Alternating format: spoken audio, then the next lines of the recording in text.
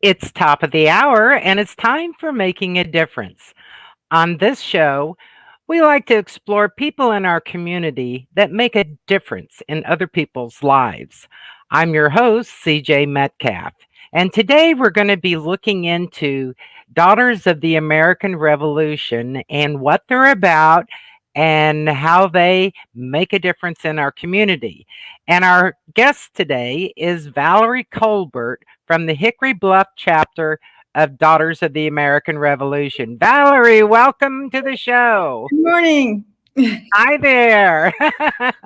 Well, let's start off by what is your past and present position in the chapters so that people know where you're coming from?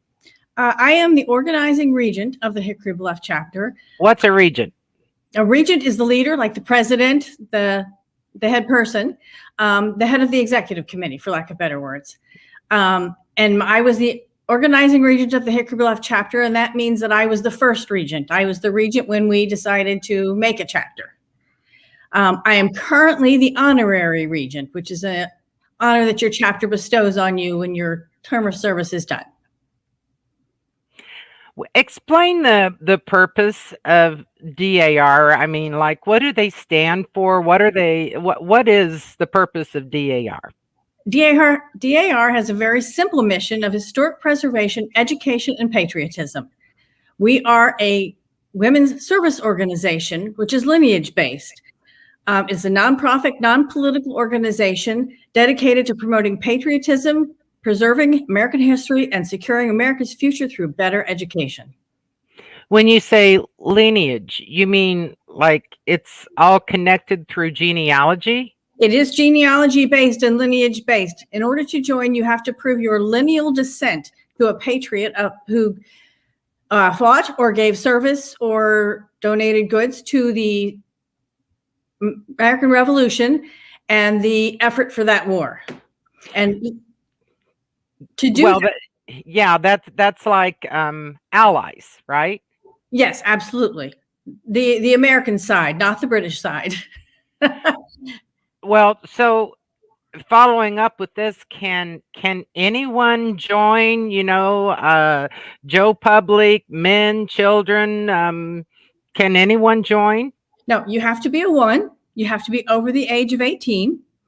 And you have to prove your lineal bloodline descent from an ancestor who aided in the American Revolution. So if you are a lady, you're over 18, we can help you join the DAR. If you're not 18 and you're a girl or woman who wants to join the DAR, we will refer you to our CAR Society, which is Children of the American Revolution. The Hickory Bluff chapter sponsors the Brewster Baker Society of Children of the American Revolution, which is for boys and girls between the age of 1 and 18. What types of things do they do as far as activities? They're pretty young and in school. What can they do? They do service projects just like the DAR does, only they do them at their skill level. They go and visit veterans. They work in parades. The CAR Society worked alongside the DAR daughters, putting in flags at the Restlawn Memorial Cemetery in Port Charlotte for Memorial Day. They all came at 7 a.m., children of all ages, to put flags in, and along with the ladies of the DAR. So they do quite a few things that we do. They do it at a children's level. So there's CAR for children, correct? Mm-hmm. There's DAR for women. Yes. Well, what about the men that are descendants of revolutionary soldiers? They can join the Sons of the American Revolution. Oh, okay. We get contacted by a lady who has a son. We refer her to the local SAR chapter. They have the same thing. It's lineal descent. You have to prove your descent from a patriot of the American Revolution, and you have to do it with documents and up to current genealogy standards, with birth records, death records, marriage records, census records, whatever's available, to prove your lineage.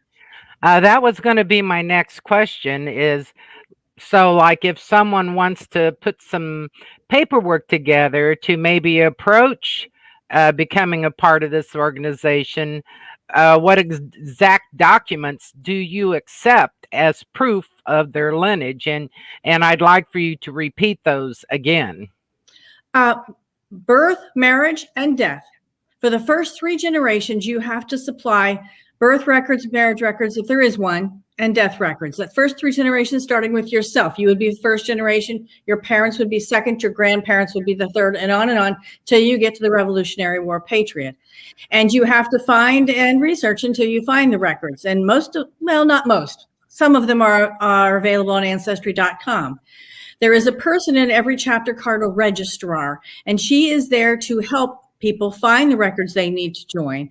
And if you have been working on your lineage and you just can't quite get there, or you need help with the records, the registrar is there to help you find the records and locate them. And sometimes you have to send away through mail for records and wait for them to come back and pay for them. There's a variety of different ways which you can get records, but sometimes we do have to order away to courthouses and archives in different states to find them. Well, that was going to be what I was going to come up with next, is how long does it take to join a chapter? And based on what you've said, that can vary, right? It can vary greatly. If your mother or grandmother was in the DAR, you don't have as many generations you have to prove. You only have to prove your lineage to them. If you are like me, I had to prove all 8 generations to the patriot because no one in my family had ever joined the DAR before. Oh. It took me about a year. But while you're doing that, if you contact a chapter, you can be an active member of the chapter and work with them and go to their events and be active in the chapter while you're in the prospective member process. You don't have to wait. Oh. It's done. So if you're looking to join and you're interested, contact a chapter locally, or if you don't know how to contact a chapter locally, get onto the website for the National DAR, which is www.dar.org, and click on a membership, and there is a link to fill out a form. Do I want to join the DAR? And your address and your information, and if you have a patriot, that type of thing. And that link will be sent to the state and to the area where you live, and someone will call you. Well, what if you're interested in, like, aren't there different chapters in different areas? There are 3,000 chapters in the world. Wow. In Florida alone, and this probably isn't going to be correct, there's approximately 107. So almost anywhere you live, there's a chapter. Definitely in Florida, anywhere you live. Sometimes there's 2 or 3 to choose from. Chapters meet at different times in different places. And you pick the chapter that works the best for you for location and time. Okay, well, so let me understand this process. Okay, people need to, number one, get their paperwork together the best that they can. Correct. And then they have one of 2 options for pursuing a DAR membership. That is to go on the DAR website and find a local chapter, or if you know of a local chapter, you can contact them and work with their registrar to help get them through the process. Is that a correct statement? That is very correct. Is there a fee to join DAR? We tell people to budget about $150. That will include your application fee and process and a couple of documents. Sometimes it costs more, sometimes it costs less, but we tell people to budget $150 for the first year. Okay, so once you're into DAR and you've been documented and verified, and you've paid your initial fees, are you in it for life? Are there yearly upkeep fees? How does that work? There are annual dues. For the Hickory Bluff chapter, the annual dues are $70 a year. Most of that goes to national. Some of it goes to state. The chapter gets to keep a little. Different chapters have different amounts of dues. Some are more, some are less, but 70 is pretty average right now. And that maintains your membership. And if you pay your dues every year, you'll maintain a membership. Well, what kind of things go on at like a typical meeting? What would someone expect if they arrived at a meeting? The typical meeting starts with a patriotic opening, which usually includes the pledge to the American flag. That thing. We recite the American Creed and the preamble to the Constitution together as a group. Usually there's a small amount of business welcoming the guest, and we usually have a speaker every month at our meetings who is somebody who's of interest to the chapter. It could be about genealogy. It could be about history. It could be about something locally happening. We had people from local places come to visit our chapter and tell us about them. We try to find speakers who are of interest to the community and interest to the ladies. Can family members, like once you're a member, can family members come to these meetings? Like, what about your husband? Different chapters have different rules on husbands. At the Hickory Bluff chapter, husbands are welcome. We have a lot of SAR husbands in our chapter.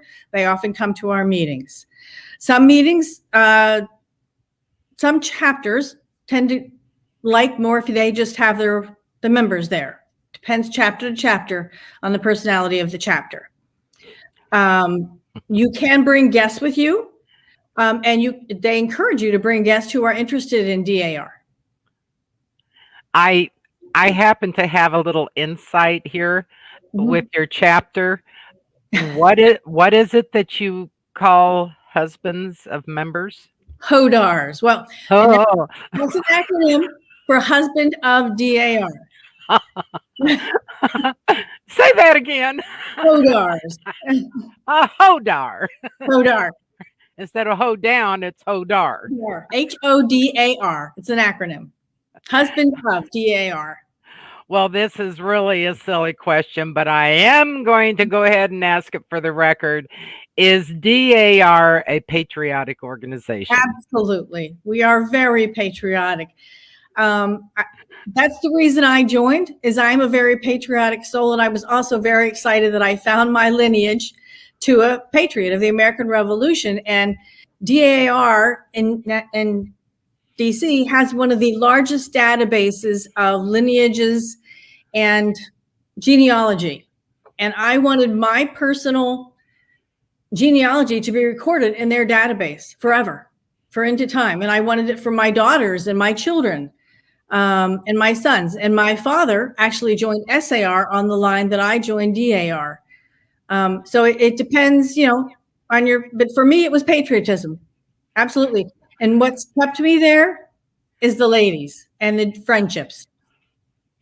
Yeah, social organization. Social organization. What kind of activities does your chapter, which is the Hickory Bluff chapter located in Port Charlotte, what kind of activities does the chapter do on a month-to-month basis, or your purpose? Our purpose is community service. Some of the things that we have done in the past year is we adopted a classroom at the beginning of the year when school opened, and the teachers needed a lot of things that the school couldn't provide for them, mainly cleaning supplies and books. We have adopted that classroom. We supply her with all the cleaning supplies that she needs. We do sponsor historical markers, and we are the caretakers of the Hickory Bluff Cemetery. Where's that? That is off of Harborview, isn't it? Pardon me?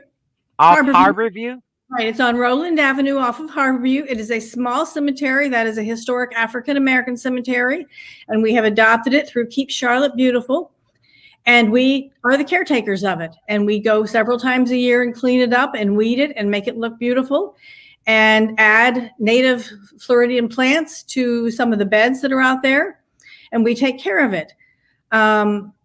In addition to the classroom that we supported for supplies, we also adopted another classroom for Christmas this year.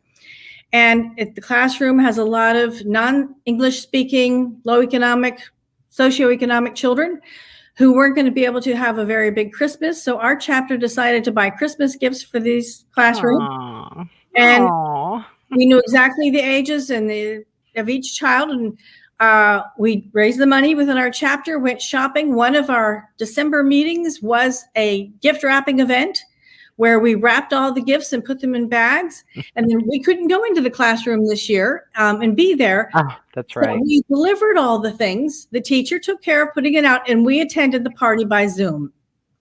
And the children were so blessed.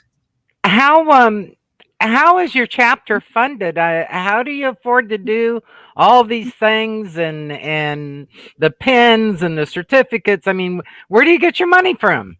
Everything is through donations, grants, and fundraising. Are you a 501c3? I was going to say we are a 501c3. We do fundraisers. Most of our money goes to veterans events and school events. The Hickory Bluff Cemetery, absolutely no money has been spent on that. Everything we do there is from grants. There's grants out there. You just have to look for them and find them. Mostly it's donations. When we find a good cause, our members step forward and donate. Our members are a giving, loving group who want to help. And that's how it works. And we're a 501c3, so all the money goes out. What kind of things do you do for military veterans, since that's basically what founded the whole purpose of the chapter of DAR, SAR, and CAR? Are there any, am I missing any of those? No, you've got them all. We try to do as many veterans events as we can. We also work with deployed soldiers. We have a whole committee, and we have sent this year quite a few packages. When a ship is leaving out of one of the ports in Florida, they send out an email that this ship is leaving, and they have people of this sex and, who like put things, and we send boxes of goods to the deployed soldiers. We donate quite a bit of items to the veterans home. We work with the Jacobson Nursing Home in Port Charlotte and get the things that the veterans need. We haven't been able to go in there this year, but we have donated. We have sponsored the ladies who are at the Jacobson's Nursing Home for needs that they have. And when we announce at a meeting that the next meeting will be collecting, let's say, socks for the ladies at the Veterans Nursing Home, the ladies were tired of wearing the white socks that come in. So we sponsored them 1 month for pretty colorful socks. So we donated a whole basket full of beautiful, colorful socks for the ladies at the Jacobson Nursing Home. So they let us know what they need, and we try to gather it. Well, I know I've also, my goodness, I've seen you guys in so many things, in the paper, in parades. I've seen you at the Military Heritage Museum. You had a very interesting workshop not that long ago. It was a genealogy workshop that was in conjunction with the Military Heritage Museum. We had a wonderful turnout, and we do a PowerPoint presentation that lets people know step by step how to join really any lineage research organization, but the DAR in particular. And we had people from the DAR and the SAR there. And also there was people who had questions about several other lineage organizations, and we were able to answer those also because several of our members belong to other lineage organizations. Pretty much we're trying to help the community research their genealogy. And, hopefully they'll join the DAR if it's a lady over the age of 18. Okay. Is there anything, you touched on it earlier, is there anything unique about the different chapters? I mean, they're all under the same umbrella, but what separates them and makes them different? What do they do? Well, different chapters have different personalities, but they also meet in different locations and at different times. And pretty much that's why ladies decide one chapter over the other. The Hickory Bluff chapter meets at 6 p.m. for a dinner meeting. There are other local chapters that meet during the week for lunches. Because our chapter meets for dinner, we tend to get a lot of the working ladies because we meet after work. However, sometimes it's after dark. So if you don't drive after dark, the Hickory Bluff chapter might not be the chapter for you. But you don't have to attend meetings to join a chapter. Almost all chapters have a variety of different events, community service events and social events. And they're all spread out during the year. And if you don't make the meetings, it's not a big deal. You find an event that you like to go to and find that event. Something that meets your passion. Is it the classroom and the children? Is it the Hickory Bluff Cemetery? Is it the veterans? You can find something that is your passion and work on that. You don't have to do all of it. I know on Constitution Week, I was in a school up in Port Charlotte, and I saw this really nice constitutional display. It had the Constitution and the Bill of Rights, and it was like a very patriotic, historical display. And I noticed the children going by, and they were like interacting with that display, very, very interested in it. How many members are in your specific chapter? Currently, we have 90 members. Wow, that's a lot. There are chapters as small as 20 and chapters that are up to 300. It just depends on where you live. There's no chapters that are 300 in our area here in the Port Charlotte, Southwest Florida area. When you get into the bigger cities, you get into the bigger chapters. Fort Myers has some really big chapters.